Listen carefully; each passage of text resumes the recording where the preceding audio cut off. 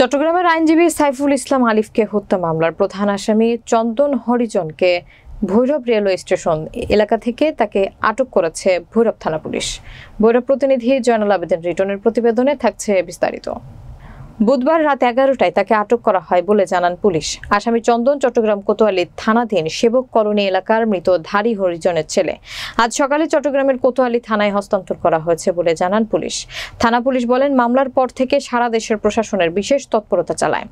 4 December রাতে গোপন সংবাদের ভিত্তিতে রেলওয়ে স্টেশন এলাকা থেকে ভৈরব থানা অফিসার ইনচার্জ মোহাম্মদ শাহিনের নেতৃত্বে শহর ফাঁড়ি পুলিশের উপপরিদর্শক এটিএসআই সাইফুল ইসলাম সহ সঙ্গীয় ফোর্স নিয়ে তাকে আটক করা হয়েছে। চন্দন ভৈরব সুইপার কলোনিতে তার শ্বশুর বাড়িতে যাওয়ার জন্য এসেছিল। সে চট্টগ্রাম থেকে ট্রেনের সন্ধ্যায় এসে ভৈরব স্টেশনে পানির ট্যাঙ্কির সামনে দাঁড়িয়েছিল। সেখান থেকেই তাকে গ্রেফতার করে থানায় আনা হয়।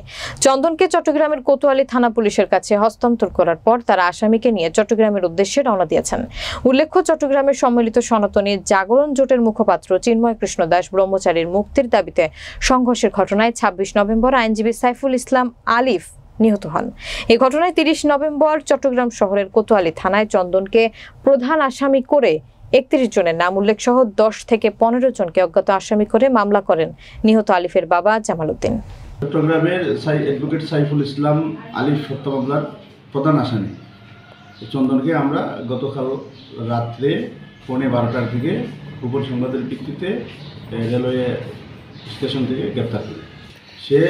তার জিজ্ঞাসাবাদে জানা যায় যে সে তার শ্বশুরবাড়ি এইখানে মেথরপট্টি, ভৈরবের মেথরপট্টি তার শ্বশুরবাড়ি যাওয়ার জন্য প্রস্তুতি নিচ্ছিল।